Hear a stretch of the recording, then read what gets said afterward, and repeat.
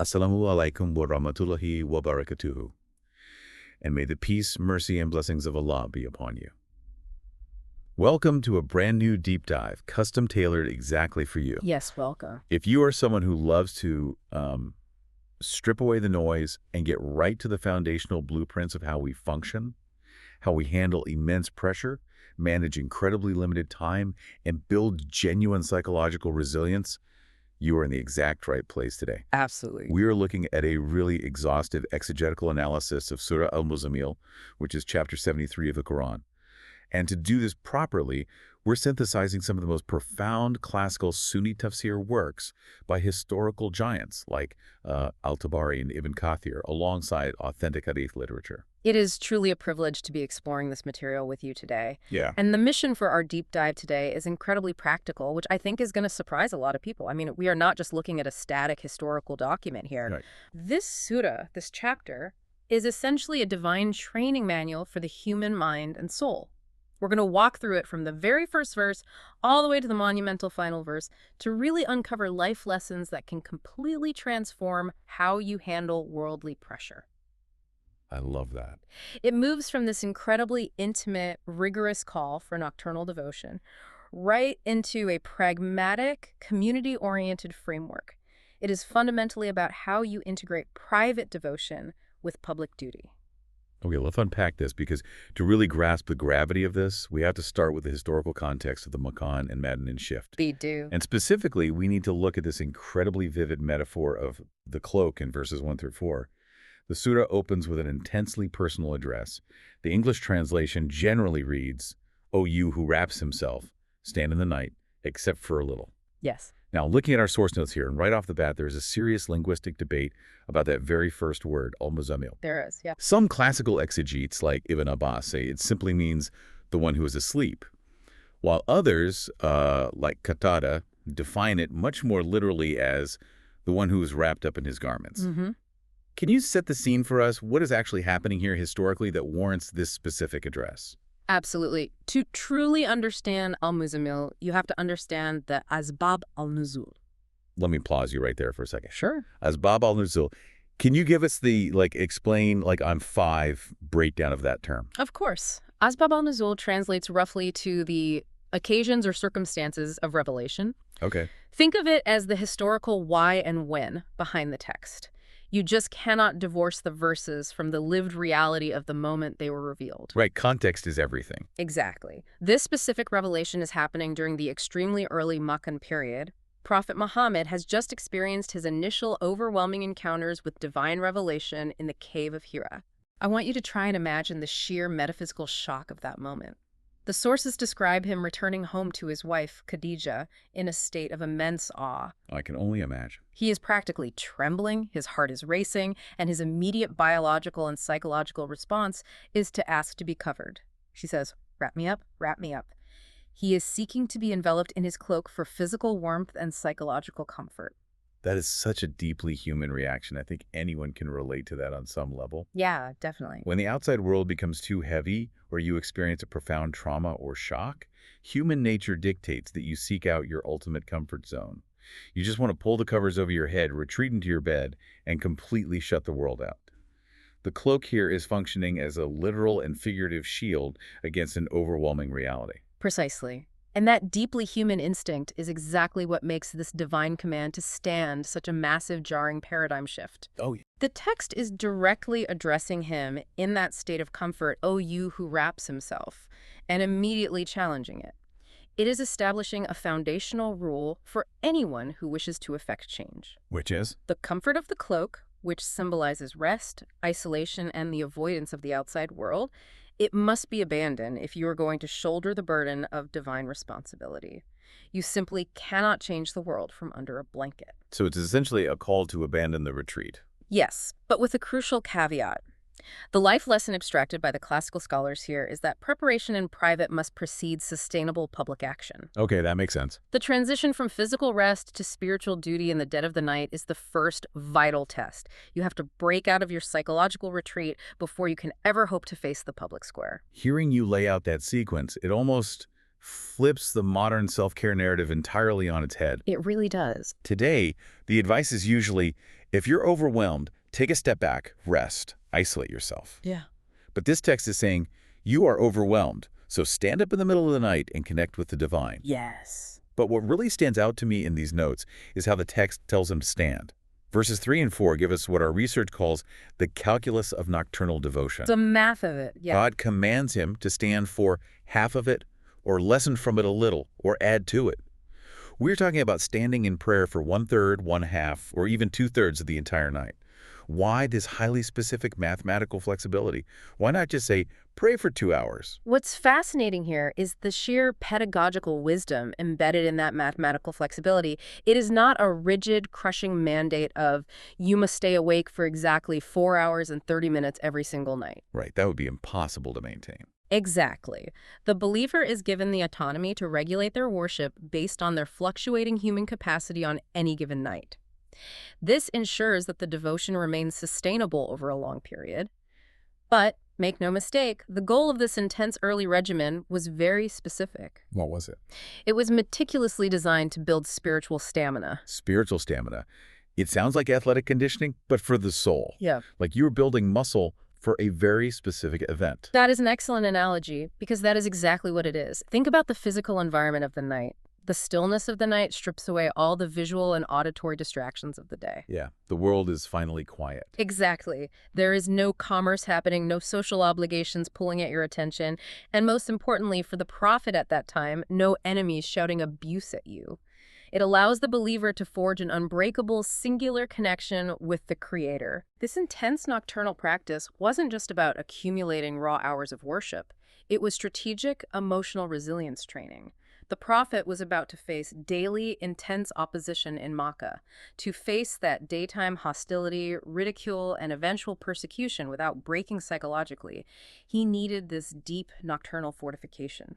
And what's interesting is that this wasn't just about staying awake in silence, staring at a wall. Yeah. There was a highly specific activity mandated. Yes. Verse 4 introduces the concept of Tarteel. The command is, and recite the Quran with measured rhythmic recitation. Our sources heavily emphasize that Tarteel is not just a vocal exercise, it is a profound cognitive and emotional exercise. It implies a slow, deliberate, clearly articulated recitation. Yes, and we have authentic traditions, Hadith, that get us an incredibly clear window into exactly how the prophet implemented this command. Oh, like eyewitness accounts. Precisely. Anas bin Malik, a prominent companion, reported that the prophet elongated the letters, specifically drawing out the vowels during his recitation. Salama, the prophet's wife, noted that his recitation was distinct, and he paused deliberately after every single verse. So he wasn't rushing through it. Not at all. It wasn't a race to the finish line. Every syllable was given its due right. There is a quote here in our research from Abdullah ibn Masud, another major companion, that I find absolutely incredible. He issued a very stern warning against treating the Quran like a text to be rapidly consumed. He said, this is rushing like the haste of reciting poetry. Stop at its amazing parts and make your heart move with it. None of you should let his concern be to reach the end of the chapter. That is a profound historical insight, especially when you consider the cultural context of 7th century Arabia. Rapid-fire poetry recitation, the ability to effortlessly spin complex verses at high speed was a highly prized cultural skill. It was basically their entertainment, their media. Exactly. Ibn Masud is explicitly drawing a line and saying, do not treat the divine word like your worldly entertainment. The operational lesson for you, the listener, is that the quality of your engagement strictly supersedes the quantity of your consumption. I feel like we need to hear this today more than ever before. Oh, without a doubt. We live in an era defined by rapid information processing. We skim articles, we doom scroll social media feeds, we consume audiobooks and deep dives on 2x or 3x speed just to get through them. This divine mandate of Tarteel feels like a direct countercultural command for cognitive deceleration. Cognitive deceleration, that's a great phrase. It forces you to consciously slow down your brain, to internalize the sheer gravity of what you are engaging with, rather than just checking a box that says you read the words on the page. It is the perfect term for it. You simply cannot internalize ethical gravity at a sprint. You have to walk with it, sit with it, and let the concepts completely reshape your internal landscape. And this slow, deliberate preparation in the isolation of the night was absolutely necessary because of what the surah introduces next. Right. Which brings us to the sheer gravity of the divine mandate outlined in verse 5. The text says, indeed, We will cast upon you a heavy word. Quolan Thakila. Yes, a heavy word. The sources break this heavy word down into two distinct categories, the physical toll and the theological toll. Let's start with the physical, because the anecdotes here from the authentic literature aren't just poetic metaphors, they are incredibly visceral biological descriptions. They really are, and it's vital to understand that the reception of revelation was an immense biological and psychological burden on the prophet. It was not a casual meditative experience. Right. Zayd bin Thabit, one of the primary scribes of the revelation, narrated a specific incident where the prophet received revelation while his thigh happened to be resting upon Zayd's thigh. Oh, wow. And Zayd later recounted that the sheer physical weight became so unimaginably heavy that he genuinely feared his femur would shatter under the pressure. I have to stop you there. A femur shattering. Are these classical scholars suggesting this was a literal physiological weight increase? Or is it a metaphor for the spiritual intensity of the moment? The sources present this as a literal physiological phenomenon. The metaphysical weight of the divine word manifested as physical gravity in the moment of revelation. That is unbelievable. Aisha, the prophet's wife, reported observing him receiving revelation on a freezing, bitterly cold winter day, and she explicitly noted that sweat was pouring from his forehead as the words descended. Sweating on a freezing day. Yes. Our sources also mention that if he was riding a camel when a revelation came down, the sheer weight of it would force the animal to buckle and drop its chest to the ground. The fabric of reality itself seemed to press down on them. That is astonishing. It paints a picture of a human vessel being pushed to its absolute biological limits to contain something infinite. But as our Sunni scholars point out, the heavy word wasn't just a localized biological phenomenon. No, it wasn't. There is a massive theological and societal weight to it that lasts long after the moment of revelation passes. Scholars like Al-Hasan al-Basri and Qatada argue that the weight refers to the rigorous legal and moral obligations contained within the text. They refer to this as the Akam. Can you break that down for me? Certainly, the Akam refers to the divine rulings, the commands, the strict prohibitions, the unyielding lines drawn between what is universally lawful and what is universally unlawful. Okay, I see. Carrying that uncompromising ethical standard, striving to live it perfectly, and then having the audacity to demand it of a society that was steeped in entirely different, often brutal cultural norms is a crushing weight. Definitely. Al-Zuhaili, another prominent exegete, notes that the heavy word signifies the monumental task of completely reshaping human civilization. We're talking about dismantling entrenched tribal belief systems, eradicating deep-seated social injustices, and restructuring the fundamental ways human beings interact with one another. So what does this all mean? To me, it indicates that true divine guidance isn't frivolous. Not at all. It's not a self-help platitude or a comforting pat on the back designed to just make you feel good about yourself. It is a profound, world-altering responsibility that demands immense ethical, psychological, and even physical endurance. Exactly. And when you connect the dots of the surah, you realize that the rigorous night vigil we just talked about, the standing in the dark for half the night, the slow, methodical tarteel, that was the literal training ground. That was the gym where the muscles were built to carry this heavy word during the day. That is an excellent synthesis. You cannot carry the weight of reforming a broken society if your own internal foundation is brittle. The night forge makes the metal strong enough to withstand the relentless strikes of the daytime hustle. The night forge. I like that terminology. Let's dig deeper into that, because the next phase of our research looks closely at the dichotomy of time, the night forge versus the day hustle, as outlined in verses 6 and 7. Yes, a crucial dichotomy. Verse 6 reads, "Indeed, the hours of the night are more effective for concurrence of heart and tongue and more suitable for words." The Arabic term here is nashiat al-Layl. And looking at the notes, this term actually generated a lot of scholarly debate. Yes, Nashiat al-Layl has generated some really vibrant ikhtilaf. Ikhtilaf meaning scholarly disagreement. Exactly, but it's important to understand that in the classical Islamic tradition, ikhtilaf isn't just petty bickering. It is a rigorous, deeply analytical debate aimed at extracting the most precise meaning from the text. Right, it's academic rigor. Yes. Classical scholars debated exactly what time or action Nashia al-Layl refers to. Aisha and Mujahid, for example, posited that Nashia specifically refers to the act of rising for prayer after having slept. Okay. Ibn Zayd, approaching it from a slightly different linguistic angle, argued it encompasses any prayer performed during the night hours, regardless of sleep. And the debate goes further. The famous early scholar Hassan al-Basri defined it as any voluntary prayer occurring after the obligatory Isha, the night prayer, while Ibn Abbas maintained that the entire span of the night itself constitutes Nashia.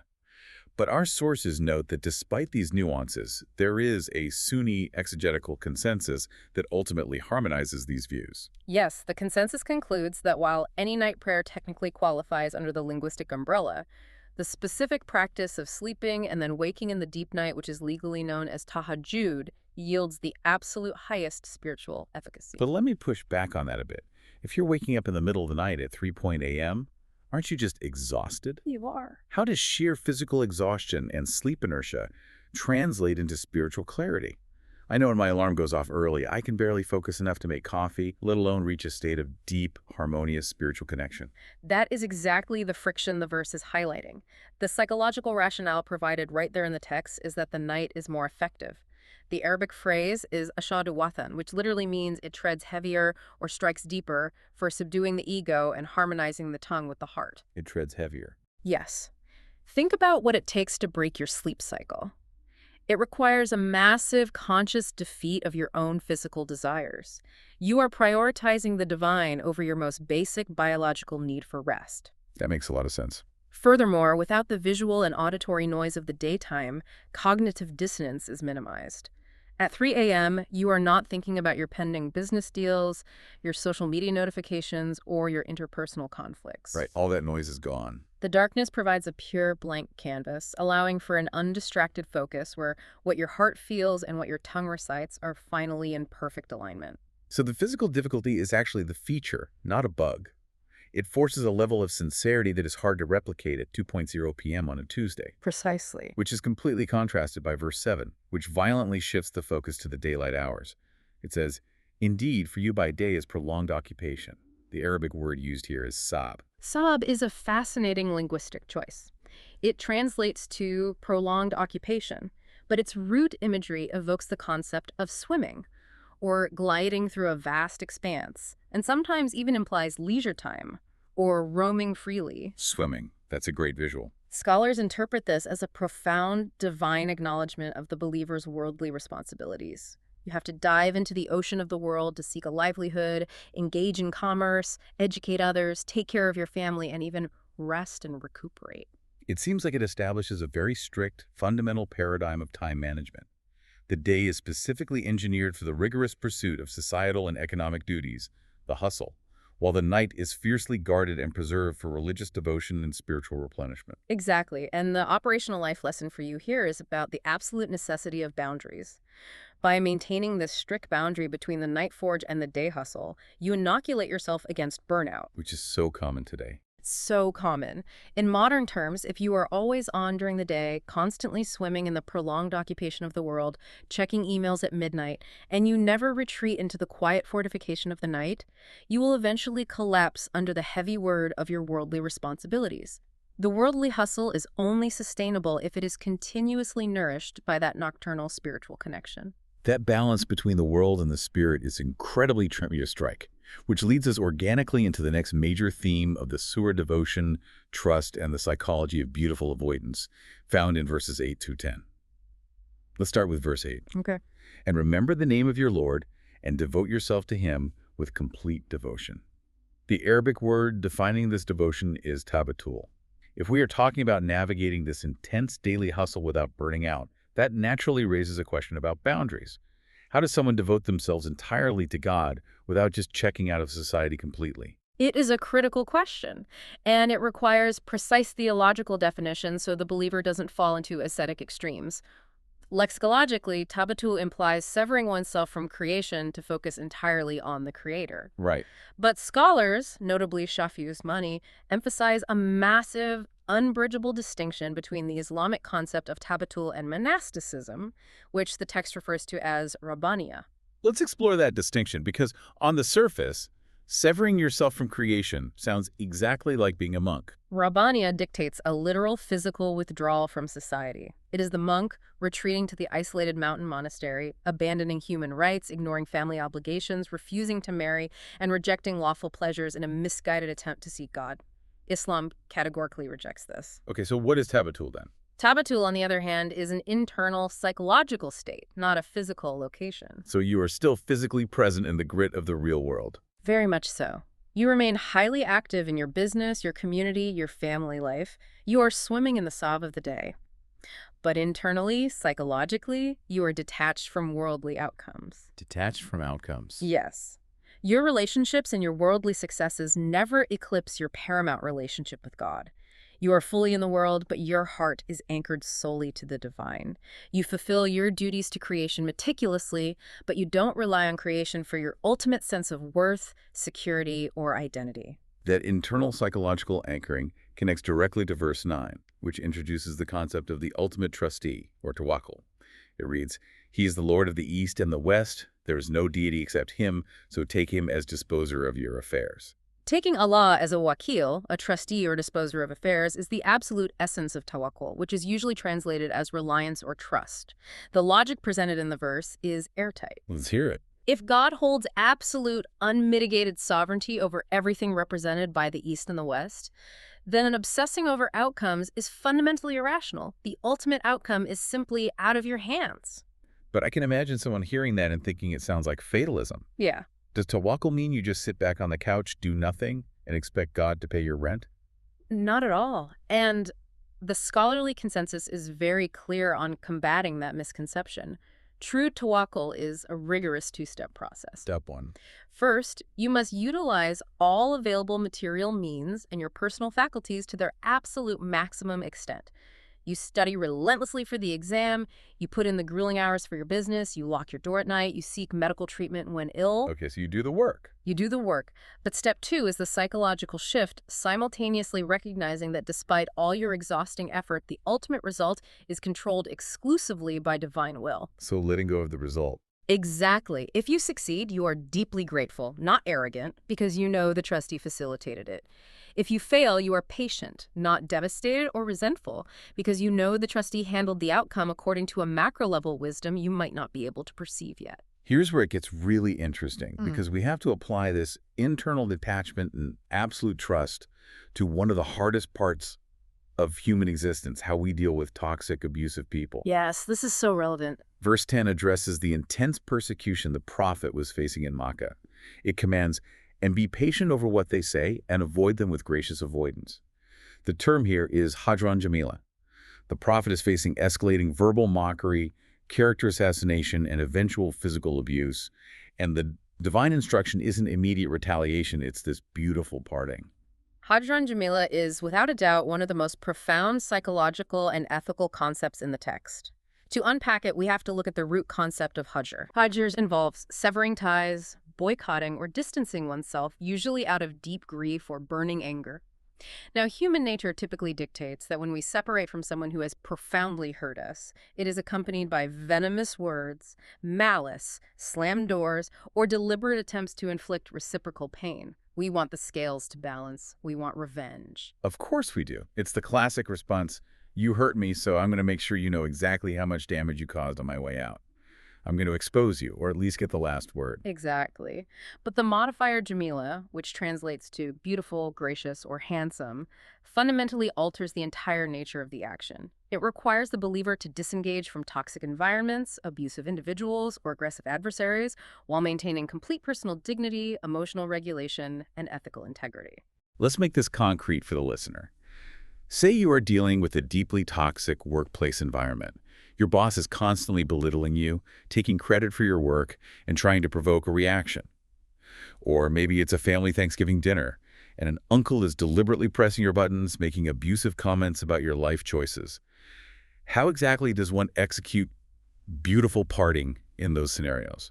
In those scenarios, Hajran Jamila means you recognize the toxicity and you establish a firm boundary, you leave the job, or you calmly excuse yourself from the dinner table. but you do it without matching their chaotic energy. So no dramatic exit. No dramatic exit. You don't send the scorching, bridge-burning email on your way out of the company. You don't scream insults back across the turkey at Thanksgiving. You remove yourself from the harm, but you retain your inner peace. Our sources cite Imam Karki, a classical scholar, who identifies this specific command as the sixth injunction of fortitude given to the prophet. And he actually classifies it as the supreme station of Saluk, which is the spiritual path of the believer. Why the supreme station? That sounds like a massive elevation for simply walking away. Because, as Imam Karki explains, to walk away from genuine abuse without harboring a burning desire for revenge requires a state of fana kamil. Okay, Fana Camille, explain that one to me. Fana kamil translates roughly to the complete negation or annihilation of selfish, ego-driven desires. It is the ultimate test of the ego. When someone insults you, it is your ego that demands you strike back to restore your status. Right, it's a pride thing. Can you endure injustice without becoming unjust yourself? Can you walk away without desperately needing the last word to prove you were right? It requires a monumental level of spiritual maturity to say, I'm removing myself from this harm because I value my peace, but I will not allow your toxicity to dictate my behavior or corrupt my character. Now, looking at the source material, there is a major scholarly dispute on abrogation regarding the specific verse that we have to discuss. And it's crucial we approach this neutrally, just as our sources present the historical debate. Yes, absolutely. The question among classical exegetes was this Meccan verse, which commands peaceful avoidance, abrogated meaning canceled out, or legally overwritten by later Medinan verses that commanded armed struggle, specifically the verses concerning jihad? Yes, this is a highly significant point of ikhtilaf. Some early scholars posited a chronological theory. They argued that the command to peacefully avoid adversaries was merely a temporary, pragmatic measure during the Makkan period when Muslims were a weak, persecuted minority. Their logic was that once the community migrated to Medina, established a state, and military defense became permissible and regulated, the mandate for peaceful avoidance was essentially canceled. However, our research shows that the overwhelming majority of nuanced commentators, including classical giants and those analyzing the text through contemporary socio-ethical lens, argue vehemently against this abrogation theory. They do. They state that the two concepts address entirely different spheres of human reality. Jihad is a specific, state-level injunction applied under strict socio-political conditions for communal defense and the removal of systemic tyranny.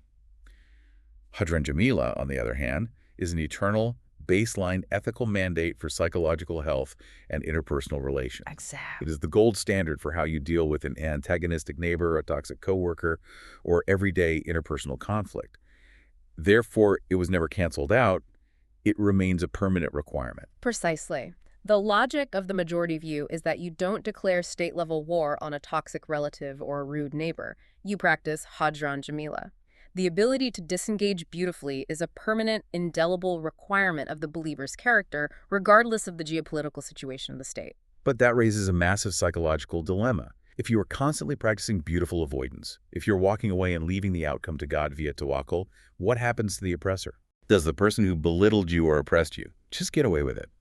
That burning desire for justice is what the next segment of our research deals with, metaphysical justice and the historical paradigm found in verses 11 through 19. Verse 11 says, "And leave me with the matter of the deniers, those of ease in life, and allow them respite a little." There is a profound psychological relief embedded in those words, "Leave me to deal with them." It completely lifts the crushing burden of vengeance from your human shoulders. It transfers the enforcement of ultimate justice directly to the divine, who is the only entity capable of executing perfect justice anyway. Notice how the text specifically addresses the oppressors as those of ease. Yeah, that's an interesting detail. It is targeting a very specific demographic, people who are leveraging their socioeconomic privilege, their wealth, and their luxury to arrogantly oppress the truth and harm vulnerable people. And the eschatological imagery, the vivid descriptions of the afterlife consequences that immediately follow in verses 12 and 13, are intense. The text doesn't hold back. It mentions heavy shackles, a blazing fire, and food that chokes. The specific Arabic terms used are ankal for these heavy, inescapable fetters, and gusa, which commentators liken to food that painfully catches and chokes in the throat, sometimes described metaphorically as thorns of fire. It is deeply visceral. It is entirely designed to be visceral. It is meant to shock a dormant, arrogant conscience awake. Historical accounts in our sources note that early righteous scholars, such as Hassan al-Basri, were so profoundly affected by the imagery of the choking food that they would occasionally faint or lose their appetite when attempting to eat their own meals. Fainting from reading it. Yes, they didn't just read the words, they deeply emotionally internalized these terrifying warnings about the consequences of unchecked power. If we connect this to the bigger picture, what is the core lesson here for the listener living in the modern world? Because let's be honest, we live in a reality where injustice often seems to go completely unpunished. It certainly feels that way. We see corrupt billionaires manipulating systems, abusive figures maintaining their platforms, and geopolitical oppressors thriving. The human brain craves fairness, and seeing the wicked prosper causes immense psychological despair. How does this text address that specific anxiety? The lesson is that worldly impunity is an absolute illusion. Those who enjoy unchecked luxury while perpetrating injustice are merely experiencing a little respite, as the verse explicitly states. You are being taught a new framework for evaluating reality. Current geopolitical, social, and even personal inequities must be viewed strictly through the lens of ultimate, inescapable, cosmic justice. That long-term perspective is the only thing that prevents complete nihilism or despair.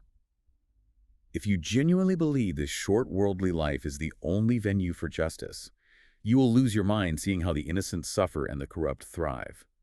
Knowing that perfect, inescapable justice awaits in the hereafter reinforces the importance of maintaining your own ethical conduct, your hajran jamela, regardless of the frustrating short-term outcomes you see around you. And to anchor this grand metaphysical concept in concrete reality, the Surah introduces an explicit historical paradigm in verses 15 through 19. It directly compares Prophet Muhammad's struggle with the Quraysh elite in Makkah to Prophet Musa's mission to Fir'aun, or Moses and Pharaoh. Why that specific historical comparison? There are many prophets mentioned in the Quran. Why bring up Fir'aun right here? It serves a powerful, highly targeted dual purpose. First, for the wealthy, arrogant oppressors in Makkah, it is a stark historical warning. Pharaoh was not just a local king, he possessed the greatest military, architectural, and economic superpower of his era. He literally claimed divinity. Yet his entire empire was utterly dismantled and drowned by divine decree because of his arrogance and disobedience to a prophet who seemed weak. The text is telling the Quraysh, you are nowhere near as powerful as Pharaoh, and look what happened to him. And the second purpose. Second, for the prophet and his persecuted followers, it provides immense historical reassurance. It proves that divine intervention is an absolute historical reality, and tyrannical structures, no matter how imposing or permanent they seem, are inherently fragile and temporary. The surah then shifts focus from historical destruction to the ultimate reckoning in verse 17. It describes the day of judgment as a day that will cause children's hair to turn gray. The Arabic word is shiba. That kind of extreme hyperbole underscores the catastrophic reality of the hereafter. It is saying the psychological and physiological shock of that day is so severe, so universally terrifying, that it literally ages the innocent. It is a terrifying, arresting image, and it perfectly sets up the conclusion of this thematic section in verse 19, which firmly establishes the concept of human free will. It says, "Indeed, this is an admonition, so whoever wills, let him take to his Lord a way." The choice is given to them. Exactly. The argument has been laid out completely. You have seen the required training. You have heard the terrifying warnings of cosmic justice. You have been shown the historical precedent of Pharaoh. The evidence is complete. Now, the choice is entirely yours. There is no coercion, only consequence. Which brings us to the final major segment of our deep dive, focusing entirely on verse 20. And this is a monumental verse. The sources refer to it as the grand abrogation of divine pragmatism. Because visually, linguistically, and stylistically, there is a jarring, massive shift here. Yes, very jarring. But the first 19 verses are these short, highly rhythmic, poetic, Moccan verses designed to instill awe and fear. Then you hit verse 20, and the entire tone changes. It is prosaic, it is exceptionally lengthy, and it is highly legalistic. It looks and sounds exactly like a Mednan verse. This abrupt stylistic shift is the center of a major ikhtilaf, or scholarly disagreement, regarding the timeline of Revelation. Classical exegetes fiercely debated the chronological gap between the revelation of the first 19 verses and the single final verse. Some historical reports, attributed to figures like Aisha and Ibn Abbas, suggest it was a relatively short gap of maybe 1 year or perhaps 16 months. Okay.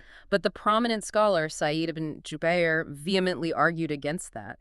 He posited that there was a massive 10-year gap meaning verse 20 was revealed a full decade later, long after the Muslim community had migrated from Makkah to Medina. And looking at our source notes, exegetes like Ibn Ashur and many contemporary analysts strongly favor Sayyid ibn Jubair's 10-year timeline. Wow. Why is the 10-year gap considered the most logical conclusion? What is the evidence? The evidence is internal, found within the text of the verse itself. Verse 20 explicitly references believers engaging in armed conflict, or jihad, and it mentions the formalized collection of obligatory charity, zakah.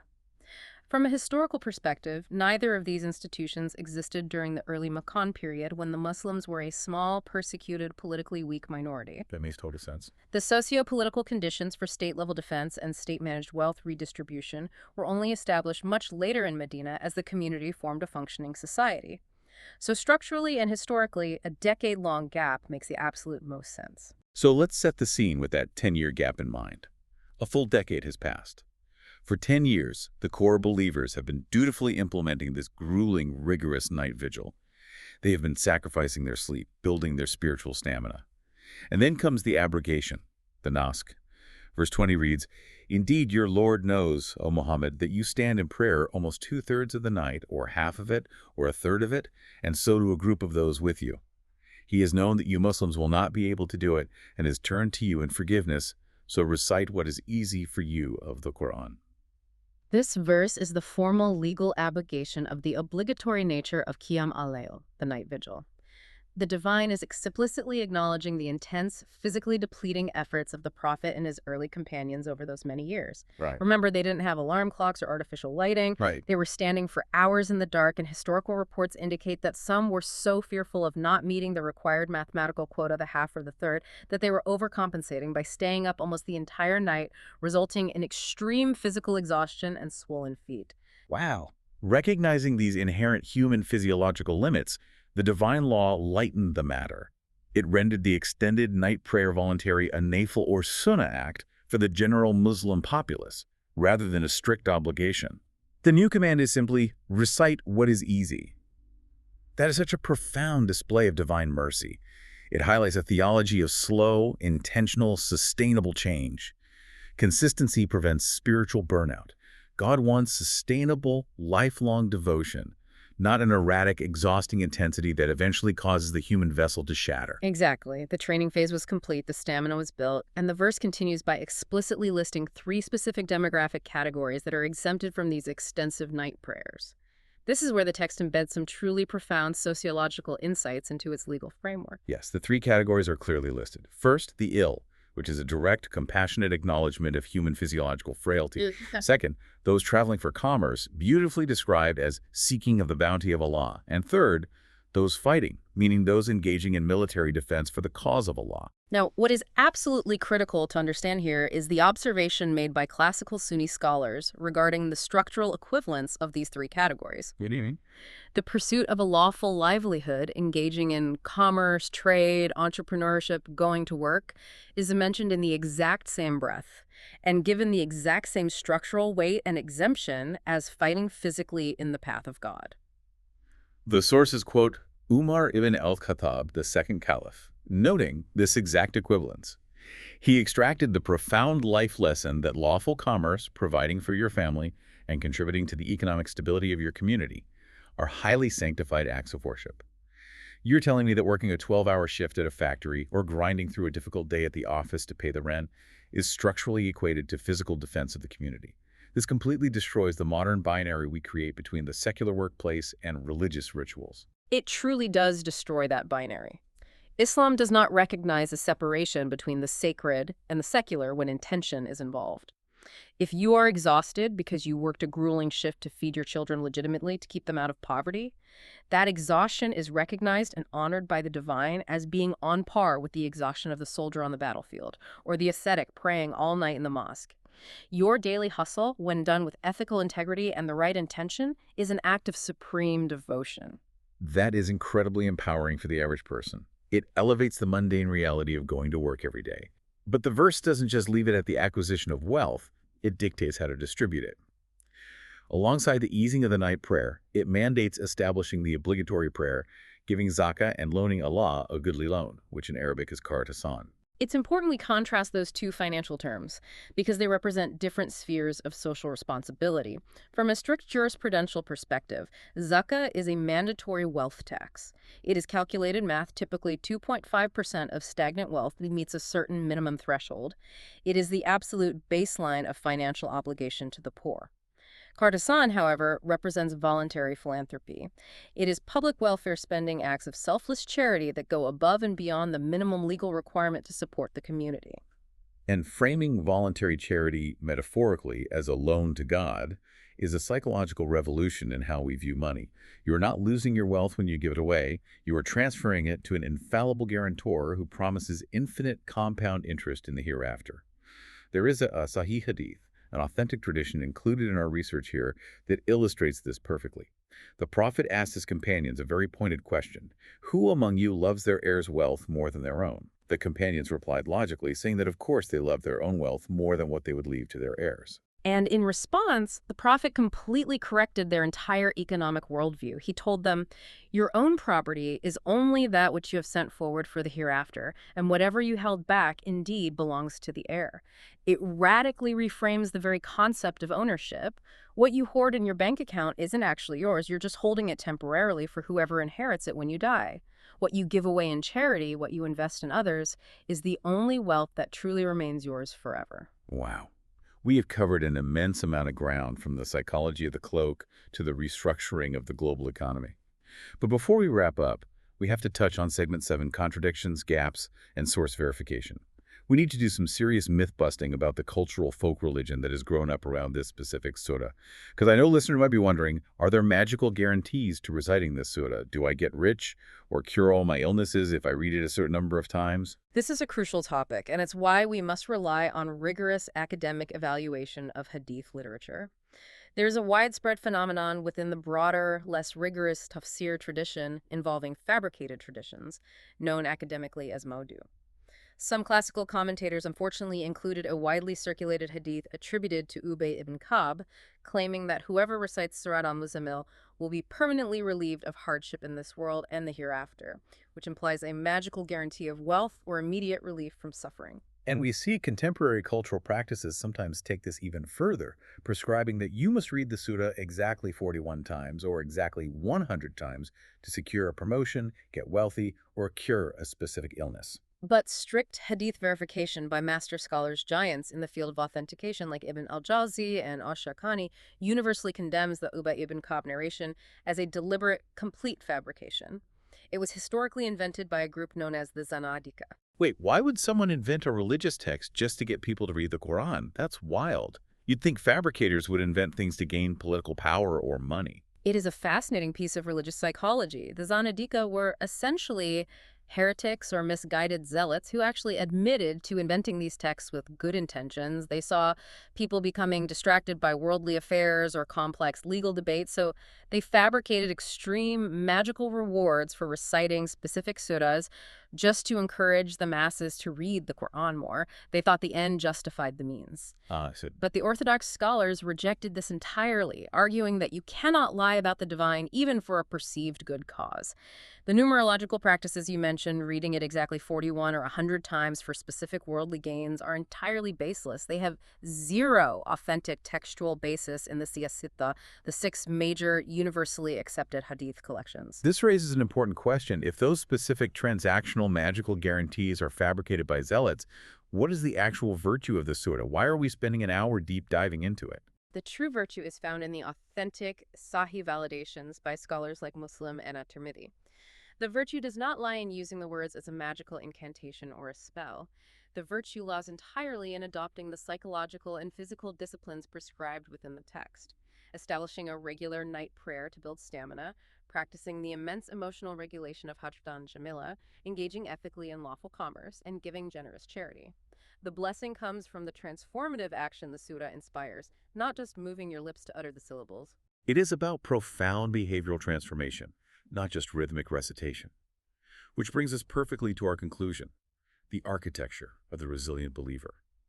Let's summarize this incredible journey we have been on together.